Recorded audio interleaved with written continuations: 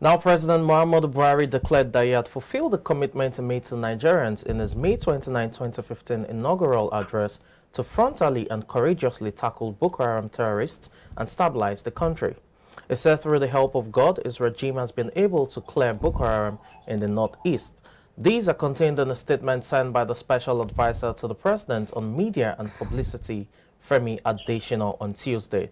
The President noted that the threat of terrorism was the most critical security challenge inherited by his regime, but expressed delight that normalcy had returned to the affected states in the northeast. He said the economy has picked up, and about his promise to fight corruption, he does not have 1 square inch outside Nigeria, and he intends to stay in Nigeria when he retires from public office.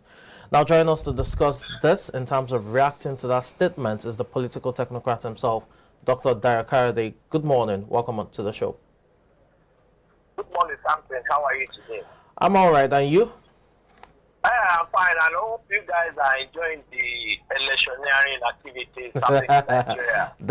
Definitely. Although it means more work for us. Anyways, let's turn our attention to the issue at hand. When you heard of that statement, how did that get to you? What was your initial reaction? Yes. Let me start by constitutionalizing my thoughts on this. In Yoruba, there is one proverb that says,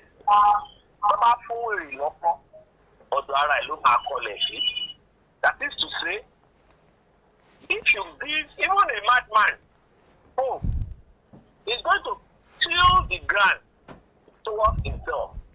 And that is why in any organization, an individual employee does not do his or our own assessment for promotion or any other thing.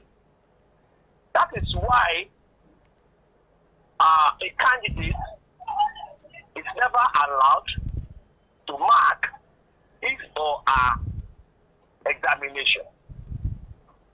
If Buhari is saying this, what will you expect? It's not like the way they don't call us right now. That is like the person giving the hope who will always kill the ground towards himself. For the best of my knowledge, also, there is nobody that can go beyond his or her capacity. When Buhari was campaigning, he campaigned with some very vital issues: security, economy, restructuring of the federation. All right? Yes. Which of all this has it been able to achieve? Let's come to that security issue. Okay. Is it only Boko Haram that is causing insecurity? How about activities of kidnappers? One just happened recently, I think in Edo. Yes. The train kidnap. Yes. In Edo. All right. We are still having some hoodlums. Funny INEC officers. Let me quickly chip in. Sorry.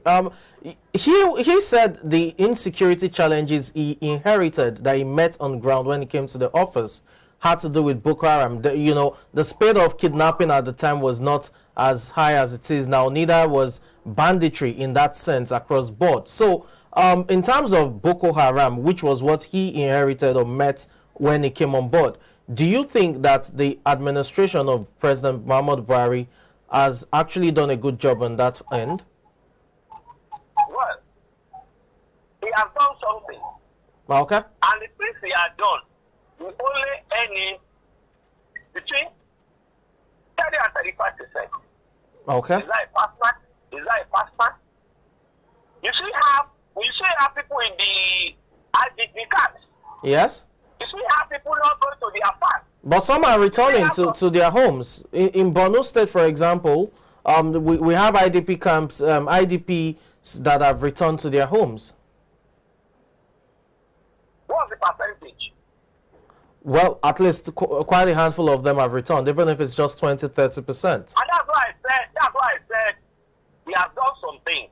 Okay. And I give him 30 to 35%. Okay.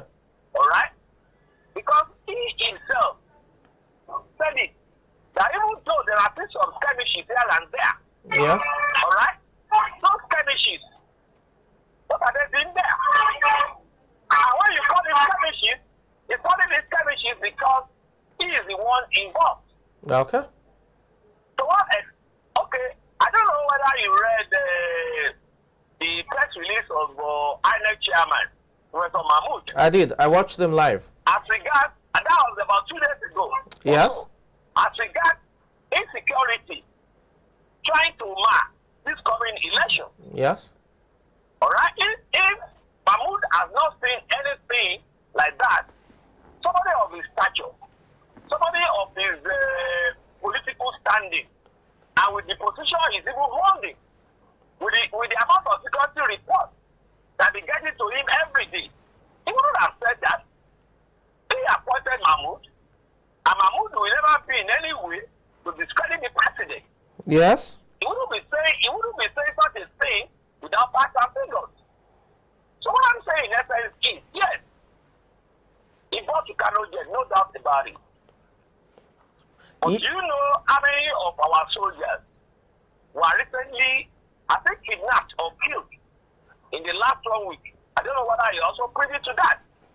Yeah. Yes. These are all issues. These are all issues. Okay. Okay?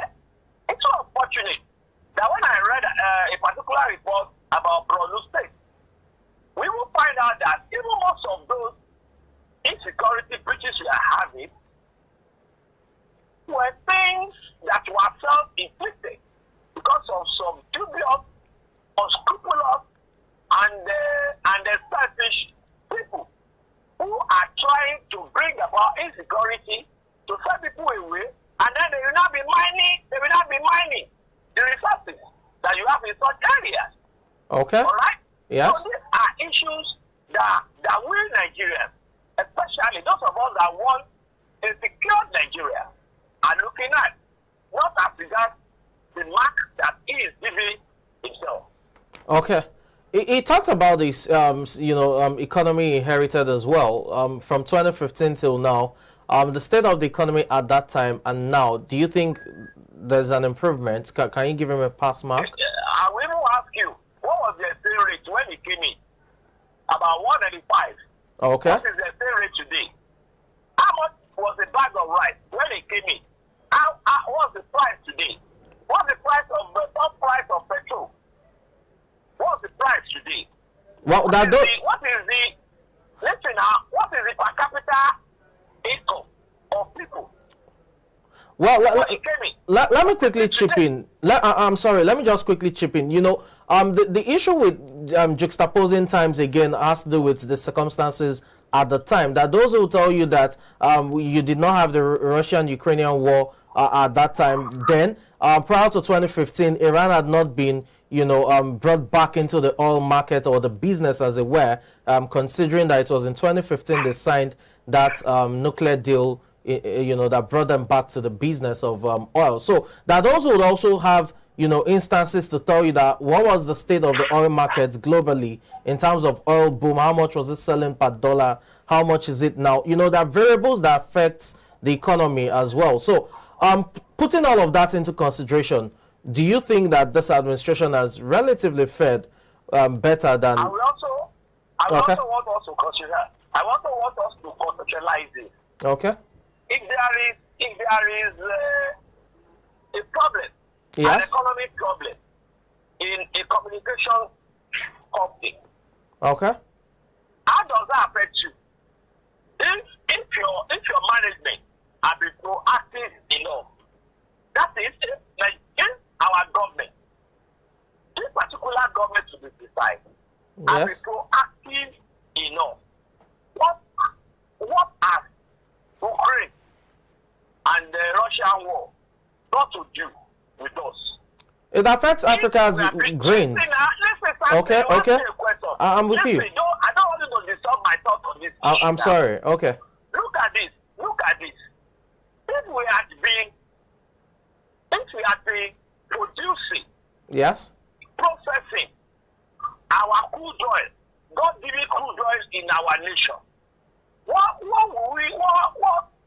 problem with that of Ukraine and the Russian war have on us?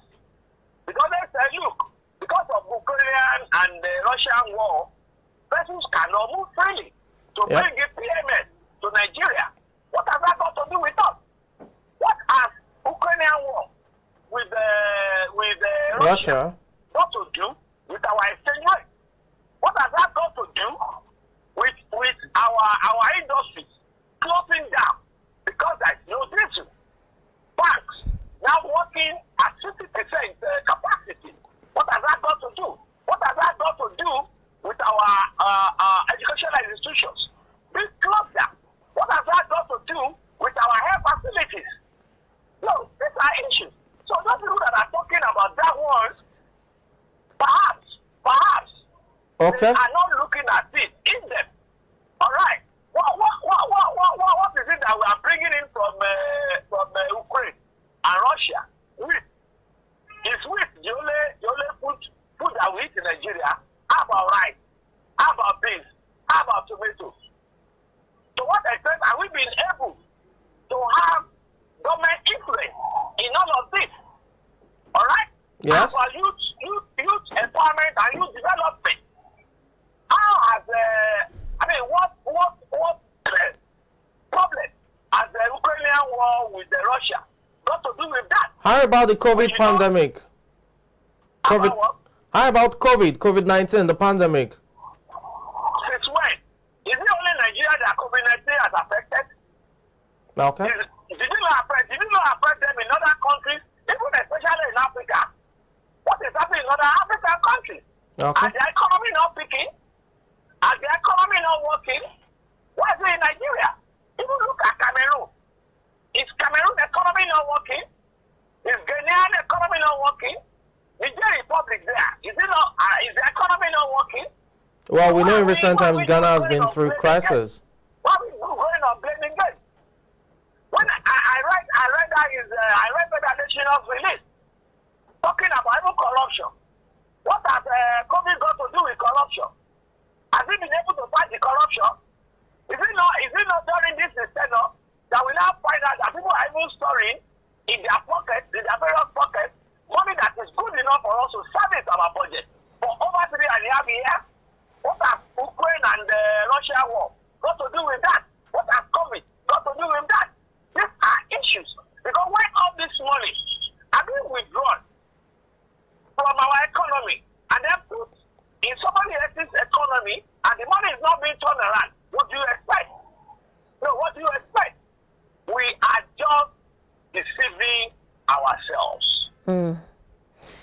Well, Dr. D, you apparently do not rate this President Muhammadu Buhari's administration high when it comes to insecurity, the economy, and the fight against corruption.